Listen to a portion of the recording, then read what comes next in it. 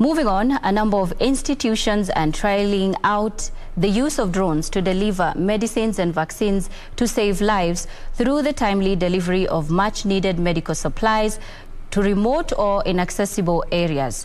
ICT Principal Secretary Dr. Jerome Ochieng says drones can provide much-needed solutions in a variety of applications to improve customer experience, increase productivity, and mitigate the effects of climate change. Kenya is looking at emerging technologies like drones to respond to the needs of the people, create jobs and improve livelihoods. Commercial use of unmanned aircraft systems, commonly known as drones, has been steadily rising across the filming industry, surveillance, mapping, sports and news gathering. This is despite a lack of policy guidelines which the government is working on. Closely with the industry players to make sure that we put in place the necessary legal frameworks that will support the continuous and even the advancement of drone technology in Kenya, so that even if you're talking about drone in the health sector, drone in agriculture, and drone in any other sector, in industry and even in transport, then it is being done within the law.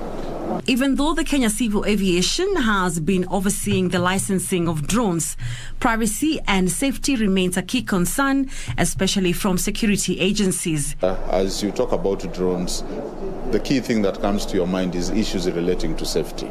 So those are some of the things that needs to be actually taken into consideration. And also data.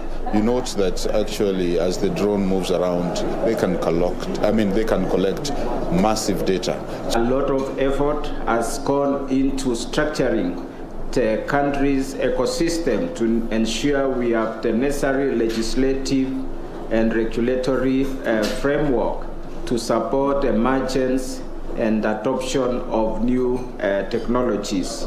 Despite this, a number of organizations are using drones commercially for filming, security, as well as delivery of small parcels such as medicine and vaccines to remote and inaccessible areas.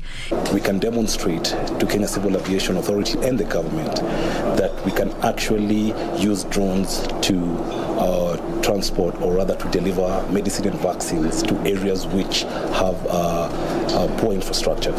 They say drones have proven efficient and more cost-effective in leapfrogging the physical connectivity gap in Kenya. So far, more than 350 unmanned aircraft systems have been licensed to operate. Caroline Jenga for Lunchtime News.